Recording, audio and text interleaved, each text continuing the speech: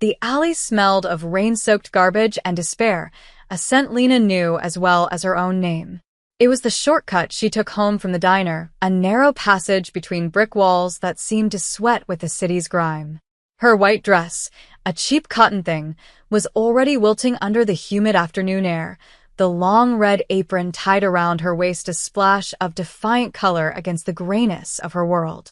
Her feet ached in worn-out shoes, and the meager tips in her pocket felt more like an insult than a wage. It was then that she saw it. Tucked beside a rusted dumpster, almost invisible in the shadows, was a briefcase. It wasn't just any briefcase. It was black leather, sleek and expensive, with polished silver clasps that gleamed even in the dim light. It looked alien in this place, like a diamond dropped in a puddle of mud. Her first instinct was fear. Things like this didn't just appear. They were lost by dangerous people, or they were a trap. But a stronger feeling pushed the fear aside. Curiosity. She glanced up and down the alley. Empty. With a trembling hand, she reached for it. The leather was smooth and cool, the weight of it substantial. She fought the urge to open it, a primal, desperate curiosity that screamed of lottery tickets and stacks of cash that could change everything. But her grandmother's voice echoed in her mind, a tired but firm whisper from years ago. Honesty is the only thing we own that no one can take from us. With a sigh that carried the weight of her 21 years, Lena clutched the briefcase to her chest and walked out of the alley, back onto the bustling street, her brief detour from reality over. She didn't know what to do. The police? They wouldn't care. They'd probably take whatever was inside for themselves. Before she could decide, a long black car slid to the curb beside her, silent as a shark. Two men in sharp, dark suits got out. They didn't run. They simply moved with an unnerving purpose that froze her to the spot. The briefcase, the taller one said, his voice flat, his eyes hidden behind dark glasses. Lena's heart hammered against her ribs. She held it out, her hands shaking so badly she was afraid she would drop it. They didn't take it. Instead, the man nodded toward the open car door. Mr. Ishikawa, we'll see you now. There was no room for argument in his tone. It was a statement of fact, an alteration of her fate delivered as casually as a weather report. Stepping into that car felt like stepping into another world, one of silent leather seats and the low hum of an engine that whispered of power. They drove through the city, leaving her world of peeling paint and broken pavement behind for a skyline of glass and steel. She watched her reflection in the tinted window, a scared girl in a waitress uniform, clutching a rich man's problems to her chest. The car purred into an underground garage, and she was led through a private elevator that ascended without a sound, the numbers climbing at a dizzying speed. The doors opened directly into an office that seemed to hang in the clouds. 3 of the 4 walls were pure glass, offering a panoramic view of the city she had only ever seen from the ground. The floor was polished black marble, the furniture sparse and elegant. Behind a massive obsidian desk sat a man, his silhouette framed by the sprawling metropolis. He didn't look up as they entered. He was focused on a single, perfect white orchid sitting on the corner of his desk. The men who brought her bowed slightly. "Sir." The girl, they placed the briefcase on the desk and then retreated, melting back into the elevator as silently as they had appeared, leaving her alone with him. The silence was immense, heavy. Lena could hear her own frantic heartbeat. Finally, he lifted his head, and his eyes met hers. They were dark, piercing, and held a stillness that was more intimidating than any overt threat. This was Run Ishikawa, a name whispered in the darkest corners of the city. A powerful Japanese mafia boss. He looked at her, his gaze sweeping over her worn-out dress, her cheap shoes, her frayed apron. He saw everything in a single, dismissive glance. "You found this," he said. It wasn't a question. His voice was low, smooth, with an accent that was subtle but sharp, like the edge of a blade. "Yes, sir," she whispered, her own voice sounding thin and reedy. In the alley behind the diner on West Street, he gestured to the briefcase. "Did you open it?" The question hung in the air, a test. He already knew the answer. She could see it in his eyes. He wasn't asking for information. He was judging her character. "No, sir," Lena said, lifting her chin just a fraction.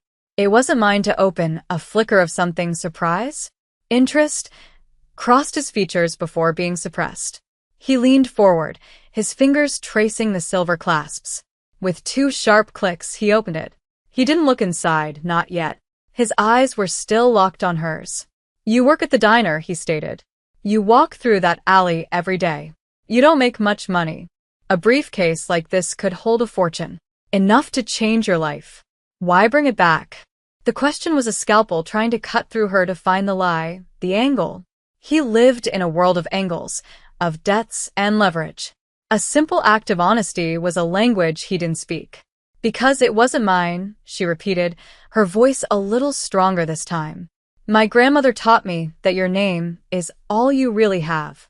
I wouldn't want mine to be thief." He held her gaze for a long moment, then finally looked down into the open case. Lena couldn't see the contents from where she stood, but she saw the effect they had on him.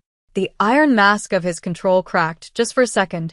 His shoulders, which had been perfectly straight, slumped by a millimeter. His hand, which had been steady, clenched into a fist on the desk. Whatever was in that briefcase was not money. It was not business. It was something personal, something that could wound a man who seemed untouchable. He closed the lid with a soft, final click, the sound echoing in the silent room. When he looked up again, his expression was unreadable, the mask back in place, but the air had changed. The cold, professional distance was gone, replaced by something more complex, more dangerous. He saw her now, not as a piece of the city's scenery, but as a variable, an anomaly. "What is your name?" he asked, his voice softer than before. "Lena," she replied. "Lena Washington." He repeated her name under his breath, as if testing the weight of it. "Lena Washington," he said again, louder this time. "You had access to something. Private. You saw where it was found. You were brought here. You have seen my face." Each sentence was a stone being laid, building a wall around her. She understood, with a chilling certainty, that this was not over. She couldn't just walk away. People who saw the face of the infamous Mafia boss, especially in a moment of perceived weakness, did not simply return to their lives of serving coffee and clearing tables. He stood up, a tall, imposing figure in a perfectly tailored suit that probably cost more than she made in a year. He walked around the desk and stopped a few feet from her. The sheer force of his presence was overwhelming. "You have proven yourself to be honest," he said, his voice a low murmur. "And foolish. The two often go together." He paused, studying her face, as if searching for a crack, a sign of the fear she was so desperately trying to hide. "Honesty is a rare commodity in my world. So rare, I'm not sure what to do with it when I see it." He turned and walked to the window, looking out over the city that was his kingdom. "I cannot let you go," he said, his back to her. "You are now a loose end. And I do not leave loose ends." Lena's blood ran cold. This was it. This was how her story ended because of one moment of stupid, principled honesty. "However," he continued, turning back to face her, "killing you would be a waste." The word hung in the air, clinical and terrifying. He said it as if he were discussing a business asset, not a human life. An honest person is a tool. If used correctly. He walked back to his desk and leaned against it, crossing his arms. The powerful Japanese mafia boss was making a calculation, weighing her life on a scale she couldn't see. "You will no longer work at the diner," he announced. "You will work for me. Here. In this building. You will live here. I will provide you with everything you need, clothing, food, a place to sleep. In return, you will be my assistant. You will handle my personal effects. Things that require discretion." It wasn't an offer. It was a sentence. He was pulling her out of her life and imprisoning her in his. A gilded cage, perhaps, but a cage nonetheless. She wouldn't have to worry about rent or finding enough tips for dinner, but she would lose her freedom. She would belong to him. "Do I have a choice?" she asked, the words barely a whisper. A cold, humorless smile touched his lips. "The choice was made when you picked up the briefcase. You chose to be honest. This is the consequence." He saw the terror in her eyes, the fight or flight instinct warring with her resignation. He seemed almost intrigued by it. Your life of poverty is over, Lena Washington. Your life of freedom is, too. You start now. He pressed a button on his desk intercom. Kazu, prepare the guest suite on my floor. And bring Ms. Washington something to wear. Something other than that. He gestured dismissively at her uniform. A moment later, one of the men who had brought her entered, bowing his head. He looked at Lena, then at his boss, his face a professional blank. He was to be her warden. Lena stood frozen, the reality of her new life crashing down on her. Just an hour ago, her biggest problem was a rude customer who didn't tip. Now, she was the property of one of the most dangerous men in the city. The henchman, Kazu, bowed again and gestured for her to follow. As she walked past Ren's desk, her eyes fell on the briefcase one last time. It sat there, a black leather box holding a secret she didn't know, a secret that had inexplicably saved her life only to end it in the same breath. The suite was larger than her entire apartment building. It was a world of muted colors, soft fabrics, and floor-to-ceiling windows that looked out onto the glittering night. A closet bigger than her bedroom was already filled with clothes in her size, dresses, slacks, sweaters, all of them elegant and expensive. It was a beautiful prison, designed to make her forget the bars. For the first few weeks, Lena moved through the penthouse like a ghost. Her duties were simple, almost absurdly so. She organized Ren's personal study, she brought him his tea in the morning, and she took his suits to the in-house laundry. She rarely spoke to him, and he rarely spoke to her. She was a presence, a quiet, observant shadow in the corners of his life. She learned his routines. He rose before the sun, worked with a relentless intensity, and often stood for hours at the window, watching the city below as if it were a map of his own soul. He was a man surrounded by power, by wealth, by men who feared him, but he was utterly alone. She saw the way his subordinates flinched when he spoke, the way they never met his eyes. They saw the Mafia boss, the predator. But Lena had seen something else in that brief moment in his office. She had seen a crack in the armor. He watched her, too. When he thought she wasn't looking, she would catch his gaze on her as she dusted a bookshelf or poured his tea. He wasn't looking at her with desire, not then. It was with a kind of baffled curiosity. He was studying her, trying to understand the strange creature he had brought into his sterile, violent world. She never complained. She never cried, at least not where anyone could see. She simply did her work with a quiet dignity that seemed to infuriate and fascinate him in equal measure. She was honest, she was diligent, and she asked for nothing. In a life built on transactions, she was a gift he hadn't known how to ask for, and now didn't know what to do with. He was testing her, she realized, leaving small amounts of cash on his dresser or a valuable watch on his nightstand. She never touched them. She would clean around them, leaving them exactly as they were, silent testaments to the principle that had landed her here. She was proving, day by day, that her honesty in the alley was not a fluke. It was the very core of who she was. What do you think is in that briefcase? Is it just letters, or something more? Let me know what you think in the comments, and we'll get back to the story of Lena and the dangerous man who now owned her life. The first real crack in the silence between them came a month into her servitude. One of Ren's captains, a burly, arrogant man named Tanaka, cornered her in the hallway as she was carrying a tray. He had been watching her for weeks with a possessive sneer, seeing her as a new acquisition of his boss, another beautiful object to be admired and, perhaps, used. The boss's new pet, he said, his voice a low growl. He blocked her path, his physical presence a wall of intimidation. You are very beautiful. Too delicate for this place. Lena tried to step around him, her heart pounding. Excuse me, I have work to do, Tanaka laughed, a harsh, ugly sound. The only work you need to do is keep the boss happy. And maybe some of his friends. He reached out, his hand closing around her arm, his fingers digging into her skin. I can show you how things work here. A cold, calm voice cut through the air from the end of the hall. Tanaka. Take your hand off her. It was Ren. He stood there, perfectly still, but radiating a level of menace that made the air grow cold. Tanaka snatched his hand back as if he'd been burned, his face paling. He bowed low, his arrogance vanishing in an instant. Boss. I was just. Welcoming the new girl, Rin walked toward them, his step silent on the marble floor. He didn't raise his voice. He didn't have to.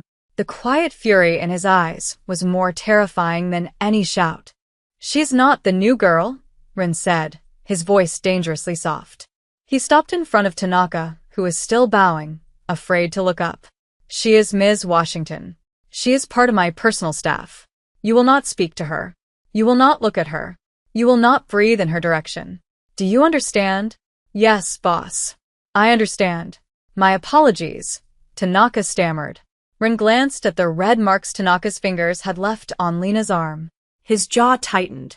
Get out of my sight, he commanded. Tanaka practically scrambled away, disappearing down the hall. Rin turned his attention to Lena. He looked at her arm, then at her face. She was shaken, but her eyes met his, clear and steady. Are you all right? He asked, the question sounding stiff and used. I'm fine, she said, her voice trembling only slightly. He reached out, as if to touch her arm, but then stopped himself, letting his hand fall back to his side. He will not bother you again, he promised. It was the first time he had ever offered her a promise, the first time he had acted as her protector. He was a Japanese mafia boss, a man who dealt in violence and fear, yet he had used that same terrifying power to shield her. In that moment, something shifted between them. He was still her captor, she was still his prisoner, but the lines had blurred. He had defended her, not as an object, but as a person. Weeks turned into months. The autumn chill gave way to the first snows of winter. Lena found a strange rhythm in her new life. The fear had subsided, replaced by a quiet watchfulness. She learned the landscape of Ren's moods, the subtle tells that betrayed the emotions he kept so fiercely guarded. She knew the tension in his jaw meant a rival was causing trouble, and the way he stared out the window for hours meant he was wrestling with a memory. One night, she found him in his study long after the rest of the building had gone to sleep. The door was ajar, and a soft light spilled into the hall. She hesitated, but a sense of duty, or perhaps something more, compelled her to check on him. He was sitting at his desk, the infamous briefcase open before him. This time, he wasn't looking at the city. He was looking at what was inside. Strewn across the polished wood were a dozen or so old, faded letters, their envelopes worn soft with time. He held one in his hand, his thumb stroking the delicate, feminine handwriting on the paper. He didn't seem to notice her at first. His focus was entirely on the letter, his expression unguarded, filled with a profound and aching sadness. It was the most human she had ever seen him. When he finally looked up and saw her standing in the doorway, he didn't slam the briefcase shut or bark at her to leave. He just watched her, his dark eyes filled with a weary vulnerability. You must have wondered, he said, his voice raspy with emotion. She stepped into the room, her presence quiet and unassuming. She nodded. I knew it wasn't money, he looked back down at the letters. They were from my mother, he said, the admission costing him more than any business deal. She wrote them to me when I was a boy, away at school. She died before I could come home. He traced the characters of her name. She was a gentle woman. Kind. Like you, he said the last two words so quietly, Lena wasn't sure if she was meant to hear them. She would have hated what I've become. Lena walked closer to the desk. She didn't offer empty platitudes or words of comfort. She knew he wouldn't want them. Instead, she just stood there, a silent witness to his grief. She would be proud that you keep her letters, she said softly. It means you haven't forgotten her. Or the man she wanted you to be. He looked up at her, his eyes searching hers, and for the first time, he let her see past the mafia boss, past the killer, to the lonely boy who missed his mother.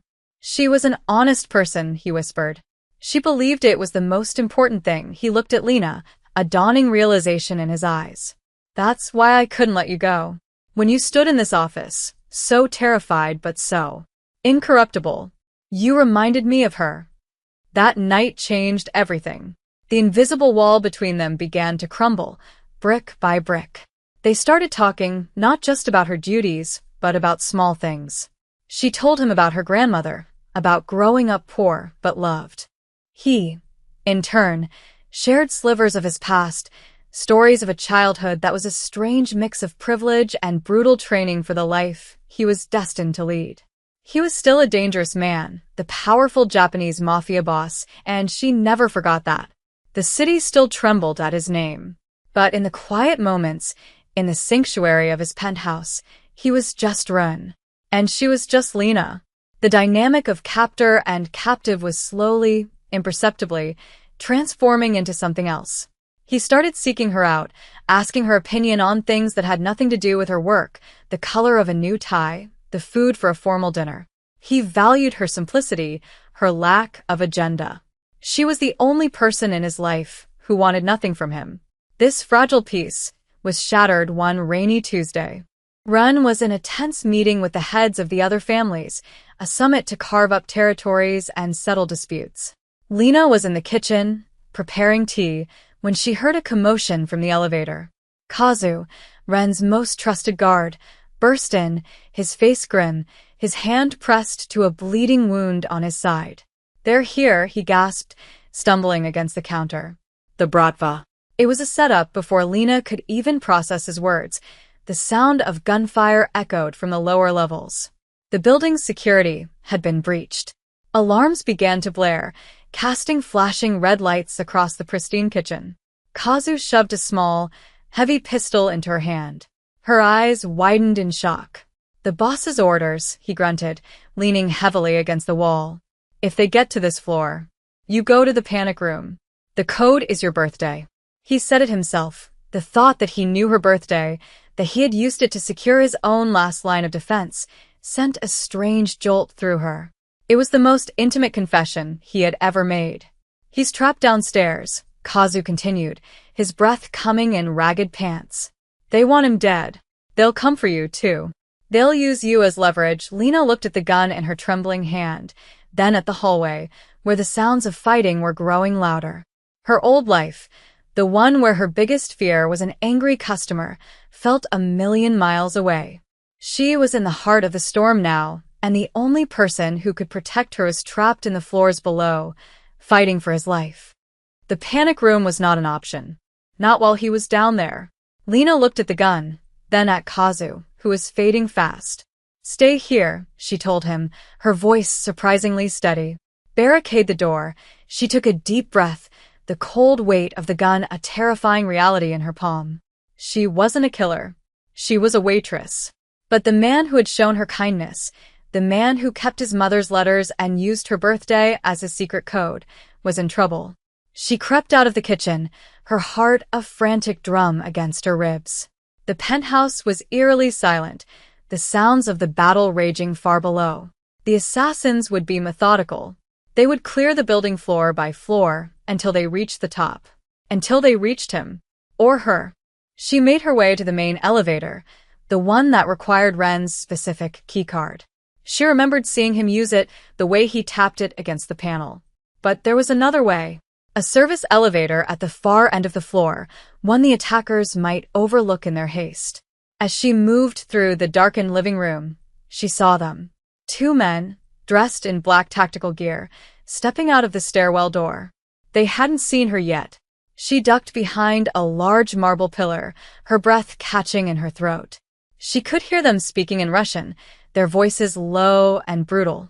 They were checking their weapons, preparing for the final assault on the penthouse. This was it. There was no escape. She thought of Ren, of the sadness in his eyes when he spoke of his mother. She thought of his quiet protection, his surprising vulnerability. He had taken her life, but in a strange way, he had also given her one. She would not let them use her to hurt him. She raised the gun, her hands shaking so violently she could barely aim. One of the men turned, his eyes scanning the room. He saw her. His face broke into a cruel smile as he raised his own weapon. A gunshot exploded in the enclosed space, deafeningly loud. But it wasn't his. The man crumpled to the ground, a dark stain spreading on his chest. The second man spun around, confused, just as another shot rang out. He fell beside his partner. Lena stared, wide-eyed. Azrin stepped out from the shadows of the hallway behind them, his own gun smoking in his hand. He was bleeding from a cut on his forehead, his suit torn, but he was alive. His eyes found hers, blazing with a fierce, protective fire. He crossed the room in 3 long strides, his gaze fixed on her, checking her for injuries. He took the gun from her trembling hand, his fingers brushing against hers. "I told Kazu to get you to the panic room," he said, his voice a low, rough growl. "I don't follow orders well," she whispered, a shaky smile touching her lips. He stared at her for a long moment, the sounds of his men finishing the fight downstairs a distant echo. He saw not the terrified waitress he had taken from the street, but a woman of incredible courage who had been willing to stand her ground for him. He reached out and cupped her face, his thumb gently wiping away a tear she hadn't even realized had fallen. "Lena," he breathed, his voice thick with an emotion he no longer tried to hide. It was the first time he had ever shown her such open tenderness. In the midst of death and violence, surrounded by the wreckage of his empire, he looked at her as if she were the only thing left in the world that was real and whole. In the aftermath, the penthouse was cleaned, the bodies were removed, and the illusion of calm was restored. But the silence that followed was different. It was no longer a silence of distance and observation. It was a silence of shared experience, of a bond forged in fire. The attack had been a betrayal, orchestrated by a rival he had underestimated. Ren had been ruthless in his retaliation, and the message sent to the underworld was clear and bloody. He was not to be challenged, and what was his was not to be touched. Lena was his. That night, he came to her suite. He didn't knock. He just entered, closing the door softly behind him. He had showered and changed, but the exhaustion was etched on his face, and a fresh bandage was stark against his dark hair. She was sitting by the window, watching the rain streak down the glass. "They came for you because of me," she said, her voice heavy with guilt. "You were almost killed." He walked over to her and knelt down, so his eyes were level with hers. "They came for me," he corrected gently. "You were just the prize they thought they could claim." They were wrong. He took her hand, his palm warm and calloused against hers. "Today you had a choice. You could have hidden. You could have saved yourself. But you stayed." "Why?" She looked at their joined hands, at the stark contrast between his skin and hers. "For the same reason I returned the briefcase," she said softly. "It was the right thing to do." You are not the man they think you are." A faint, sad smile touched his lips. "I am exactly the man they think I am, Lena. I am a killer. I am a monster. Do not fool yourself into thinking otherwise. Monsters don't keep their mother's letters," she countered, her gaze unwavering. "Monsters don't protect waitresses who get in their way. And they don't use their birthday for a panic room code." His thumb stroked the back of her hand. "You see things in me that I buried a long time ago." He stood up, pulling her gently to her feet. "This life, this world, it is no place for someone like you. I should have let you go that first day. Would you have?" she asked, her voice barely a whisper. He looked at her, his dark eyes filled with a fierce, possessive tenderness. "No," he admitted, his voice rough. "I don't think I could have." And then he leaned in and kissed her. It was not a kiss of passion, but of desperation, of confession. It was a kiss that sealed her fate more surely than any command he had ever given. It was the moment the Mafia boss admitted that his most valuable possession was not his empire, his money, or his power, but the honest heart of a girl from an alley. From that day on, she was no longer his assistant, no longer his prisoner. She was his partner, his anchor, his home. The briefcase remained in his study, but now, sometimes, he would leave it open, and they would sit together in the quiet hours of the night, reading the faded words of a mother who had believed in honesty above all else, a legacy that had, against all odds, found its way home.